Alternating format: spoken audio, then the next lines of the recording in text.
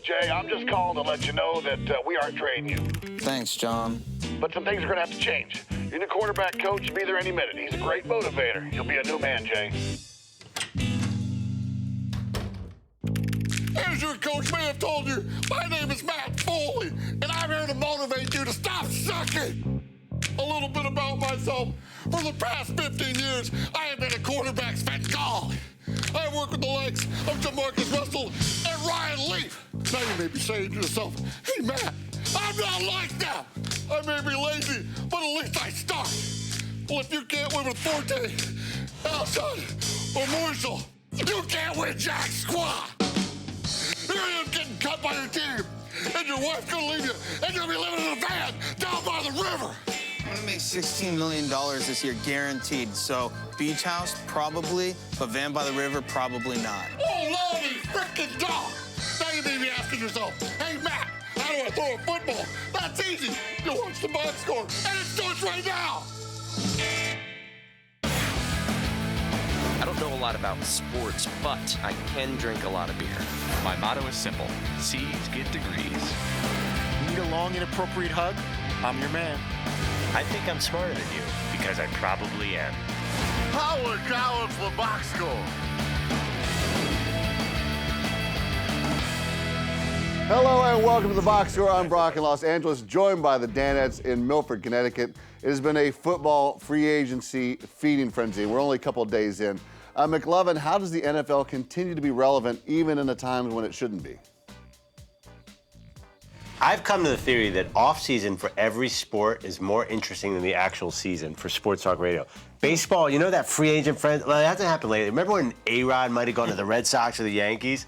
That's so much more interesting than watching an actual baseball game. You're right in the fact that every team's involved. Yes. When you look at hot stove or whatever you call it, or off season, all 30 NFL teams are involved. The draft, all teams are involved. Once you get to about week 6 of the NFL season, half the teams are no longer involved in the discussion. So yeah, there's more topics to talk about.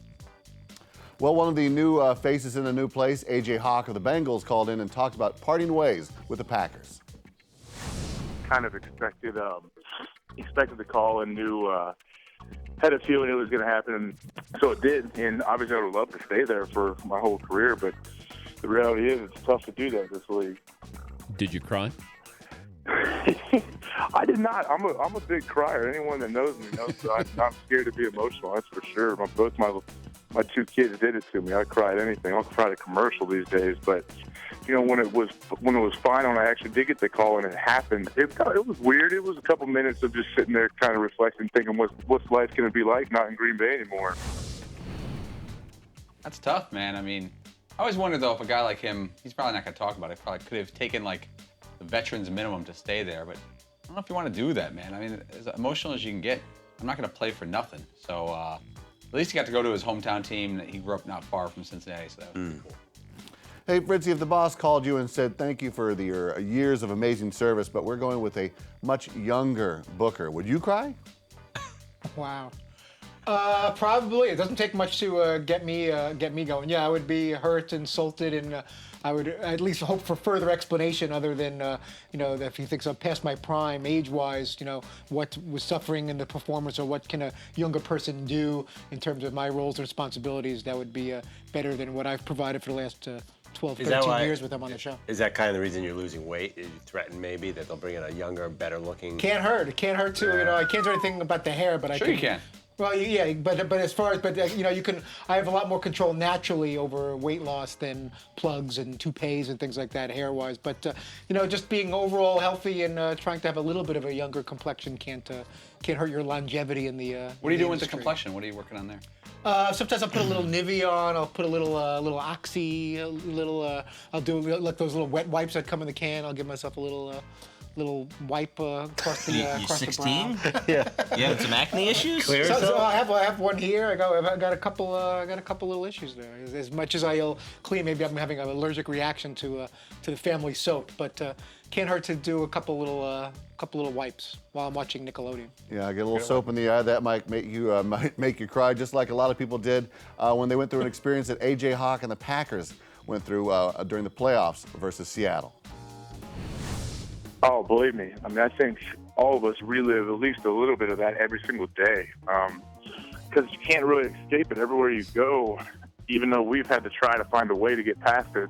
You never truly get past it. But you run into people you haven't seen in a while, and the first thing they do is open their arms up, look at you like your puppy died, and try to give you a hug, or they get mad at you. They had to blow it. We already bought our tickets to the Super Bowl, and I had a flight made and all this stuff. So it's like you can't win, but I understand. It was even after the game, I remember in the locker room, it was just I think we were kind of in shock at how that game got away from us. Weren't we just talking about this the other day, like about how all of these amazing moments, and you're just one play away from everything being totally different, and how the script so significantly changes on what people are thinking about you or your team, or what a columnist or beat writer's writing based on one little bounce or one little second here or there. Hey, Paulie, have you ever had a huge fail in your career that took a while to get over? Yeah, I mean, a fail. I mean, I guess you'd say. I think it was 10 years ago. 10 years ago this month, I was taken off the Dan Patrick Show, and I was pretty hurt by that, and it took me a while to get over.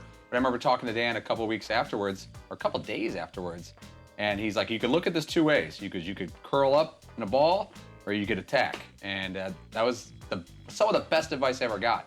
And I've given that advice to other people. Like, when things are going wrong, you can either put your feet up or curl up in a ball and blame everybody, or you say, like, "I'm not going to let this happen again," and attack the situation. So, yeah, but my feelings were hurt at the time. All right, well, hey, I think Fritzy's biggest career fail was turning down to the voiceover job for Marge Simpson, but you can always get that back. Maybe they'll do some reruns, right? All right, stick around. We are taking a trip. Can do that. We are taking a trip to Whaley World. How are we getting there? Hey, we're going in the truck that powers the box score. It's the Dodge 1500 EcoDiesel. Every truck can tow a boat, every truck can climb a hill, every truck can haul a trailer, but not everybody has the most fuel-efficient half-ton truck on the road. Get more facts at ramtrucks.com. Guts, glory, Ram.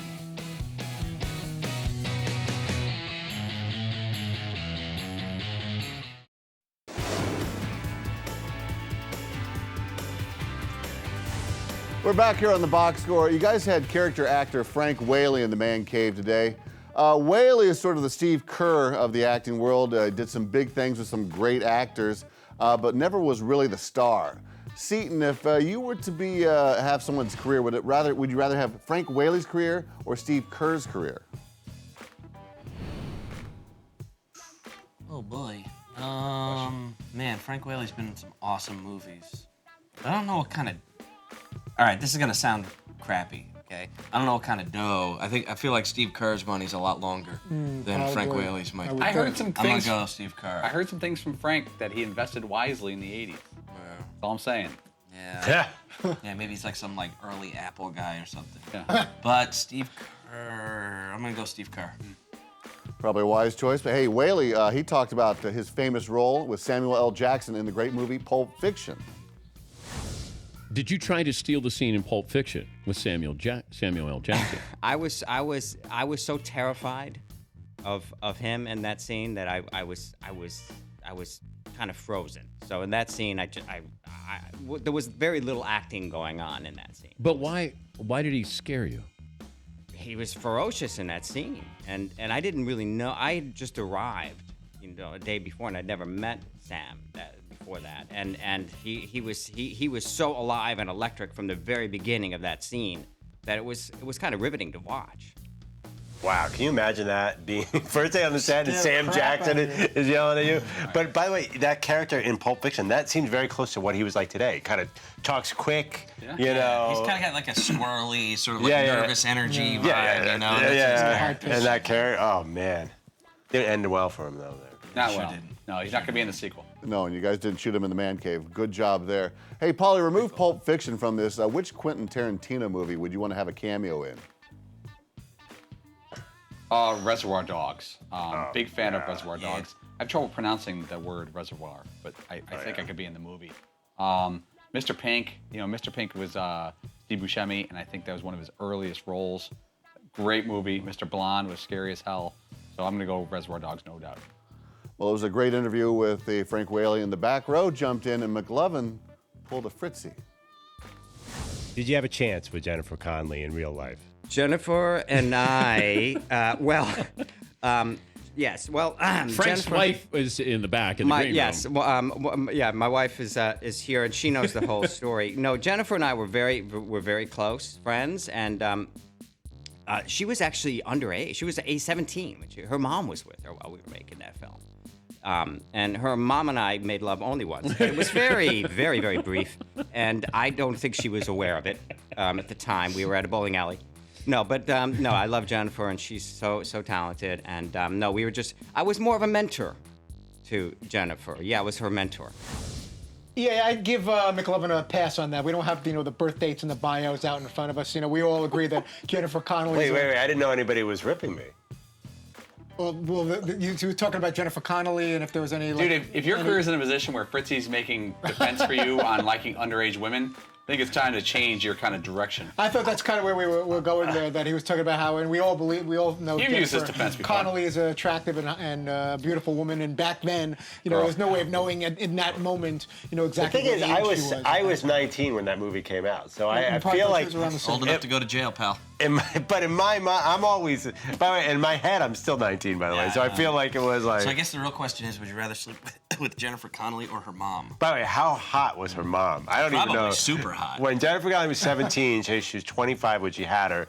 That makes her 42. Oh my! We're looking into it. My goodness. Yeah. We're looking into it. Hey, Seton, I what's heard she the likes to rule do it on in the bowling Danettes asking questions during interviews? I don't know. I mean, it's usually. It's got to be set up. It's almost always done to embarrass somebody. So, usually it's Todd will write some, super perverted question for, Brooklyn Decker, and Dan will make him ask it. Exactly. Or Paul will ask something about, in the 80s, I really loved this. Can you tell me about that or something? If it's a guy with an Ivy League connection, I can You're sort of get my way in there. Yeah. Like a guy who didn't, went to Yale, I get a question. Yeah, I think less is more on this one. We do it very rarely with the in-studio guests, but if there's something, again, if the questions sometimes have to come from the right person. If Dan asks about Jennifer Connelly, it's not funny. If McLovin, who admittedly had a crush early in the show, jumps in with it, then there's a storyline to the question, and it works better. And then Dan can riff on it. But if Dan at age 58 asks about a 17-year-old Jennifer Connelly, that's not working for anybody. Fritzy, with what frequency do you get turned down when you want to ask questions of guests? Pretty frequently. And Dan and all the guys know, where I go sometimes and the inappropriateness of it, and what I can whisper to these guys or shoot in an instant message or an email, as opposed to what actually can be verbalized on the air, are two very, very different things. I'll shoot them little, photos of the latest woman I have a crush on, things like that, little playful, fun things. But as far as actually asking a question, especially something that may be borderline inappropriate, like the occasional mock headline that's way over the top, I will get reeled in very fast, and they'll put the kibosh on that real quick. Hey, McLovin, did you go back in the green room and apologize to Frank's wife after that question? Of course not. First of all, they were years away from. I checked on Wikipedia. They were a decade away from even having met. Wikipedia. Yeah. Are we really going to this, Jennifer? First of all, Jennifer Connelly's older than I am right now, so How could you be 19 when she was 17, and now she's older than you? That is a trick. How does she pass out? I'm not a good math guy, but how would she pass you? Well, my point is, she's not a young person anymore. At it's not what point did you start lying about your age, where you're actually older than what you say you are? I just say I'm older than Jennifer Connelly. That's my only thing. No. But honestly, I didn't think about it. I remember being young and being like, wow, you say, when I was a kid, I had a crush. Who's an 80s movie? Blossom. Remember you liked Blossom? I had a crush on Molly Ringwald in Breakfast Club. She was 18 at the time. Does that mean that now that I'm way old, that makes me prefer? No, of course not. I think this is a ridiculous leap to say that there was something untoward about me asking about Jennifer Connelly. No big deal. And career opportunities. If it was no big deal, would you be this defensive? No, I mean. Is there anything else you want to talk about? Let's talk about Demi Moore in St. Elmo's Fire. Why not go there? I think she was. She was like good. She was like 34 at the time, playing a 19-year-old. All You right. notice I went Demi too. Okay, do not go away. We're giving some love to the little guys next.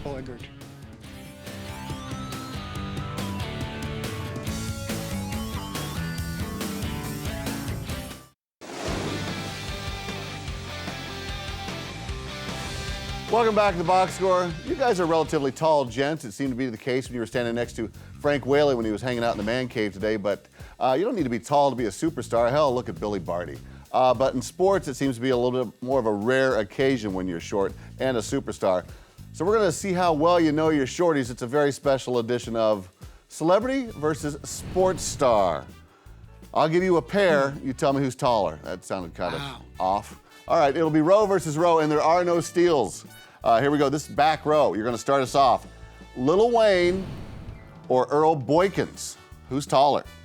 Ooh. Oh, the question is who saw it. So we saw Lil Wayne at the DirecTV Beach Bowl. They looked.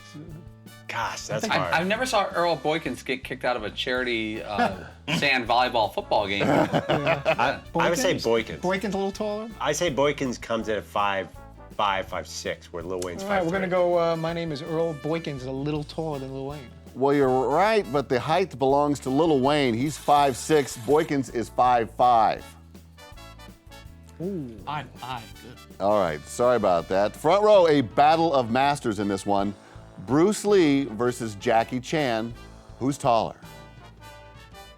Oh, snap. Wow.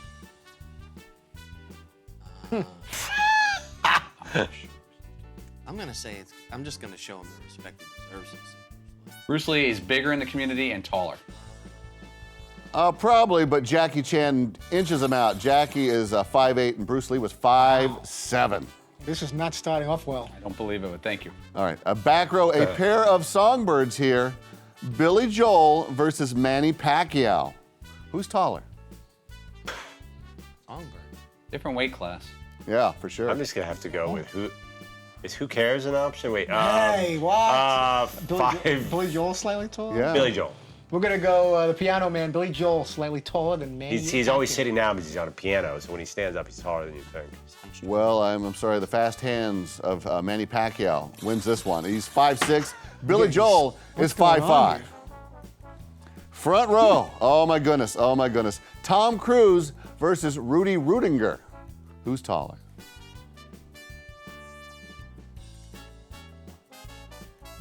Okay, so my initial guess is to say Rudy. You too. Does that mean we should say Tom Cruise? Tom Cruise.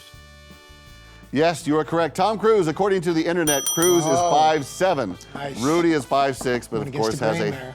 heart bigger than the state of Texas and has a horrible dad, if you ask Paul Pabst. Okay, back row. Wow. Prince We got to tie it up here. versus Muggsy Bogues. Prince has to be a little. Muggsy's 5'3", right? You're not counting Prince's hair. It's I just think the top of Prince his is head. 5'2". You think Prince is smaller than Muggsy Bogues? I think Muggsy is taller. That's why I said he's probably smaller. I think Muggsy's 5'3". I think Prince is 5'2". Okay, let's go for it. I thought Prince was bigger, but we're going to say Muggsy Bogues taller. Yeah, and McLovin exactly right on all counts. Muggsy is 5'3", Prince is 5'2". Wow. You got the height starting. And finally, front row, a gymnastics match we'd love to see. It's Danny DeVito versus Gabby Douglas. Who's taller? Man, it's got to be Gabby Douglas. Yeah? Right? She's funnier. No, I don't. Okay, so Gabby Douglas was the initial. That was my guess. Okay. You're right. No, we're going Danny DeVito because you picked Gabby Douglas. All right, Danny DeVito. Yeah, it is Danny DeVito. He's a whopping 5 foot. Gabby would've said Gabby is Douglas. 4'11", and with that, the winning row is the front row. Congratulations, Somebody get that guy guys. cough drop. You guys won. McLovin insulted the segment, so we got it all in. Stick around. The guy's got a lot of boo-boo kissing to do, and we can do that. Hey, the box score. We're taking a break to remind you that the Ram Heavy Duty, with its best-in-class towing, torque, and horsepower, doesn't need one. Guts and some glory and a lot of Ram.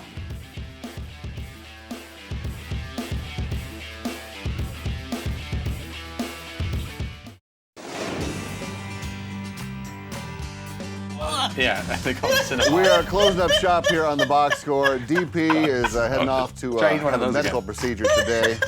Going under the knife. It's safe to say that he's getting close to You can tell Fritzy we're all numbers. broken up about it. Yes, So of sad. course. Man, I hope he does okay. Yeah, fingers crossed. He's got 2 days taking him there. That's quite an ambulance service. He's getting up towards I'd rather Fritzy's die. numbers, so we're going to do a little box score, who you got, surgical center. It's DP versus Fritzy. We're going to give you Fritzy's number of procedures first to give us the over and under. Roll it. I've had several. I've had bowel resections. I've had kidney procedures. I've had warts removed, incisional hernias fixed. Too numerous to mention. Probably somewhere in the neighborhood of 6 or 7 different significant procedures. I could go to CVS and get that done right now. All right, Paulie. Start us off. Who's been cut on more? Is it DP or Fritzy? Well, what's most fascinating is that Todd doesn't know the number of times he's had surgery. His first answer was several. His final answer was 6 or 7. Yeah. You'd think if anyone would know, it would be him. I would say until we get an honest number from him, until we get an actual number of surgeries, not procedures, we can't move on with the segment. Fritzy, can you pick a number? I'm trying to make sure I don't forget anything. I'm gonna say, I'm just thinking of where I had stitches and where scars and all that. Stitches. Now stitches are fixed the injury, like probably. Surgeries. And again, I'm not 100% sure. It's just as sad as that sounds. I'd say probably 5. And we're gonna go with 5. All I'll right. say Dan would never lose. Where did 6 or 7 come from then? I was put on the spot and asked the question, so I'm like, because one of my kidney procedures, I don't know if it was quite a surgery. It was called. Like if I asked you how many kids would you say 2 or 3? I'd say approximately 2. Somewhere in the 2 to 3 range. But I had this thing called a nephrolithotripsy, but I don't know if that was a procedure or surgery where they had to go in and with some kind of device and grind up the stones. I'm gonna go. Dan will have more than Fritzy, or say he has more than Fritzy, because Dan doesn't like to lose. All right, Seton, who you got? Well, I mean, there's so much gray area here because I don't know. I think Dan has a lot of procedures too, but it sounds like Fritzy's procedures are poking around inside of your organs. That sounds pretty serious to me. I think that Dan has ultimately had more work done, but Fritzy has had more surgeries. I'm going to say Fritzy. McLovin, yeah? I mean, it's obvious. I mean, are we counting Dan's plastic surgery? Does that count? Or is that Has the word surgery in it. Oh, it's got the word surgery in it. I didn't even think of that. Yeah. I mean, just his nose alone has been I know. 4 times. It's like Michael Jackson. The thing is, Dan, I know as a fact, has been cut on his knee 5 times, at least.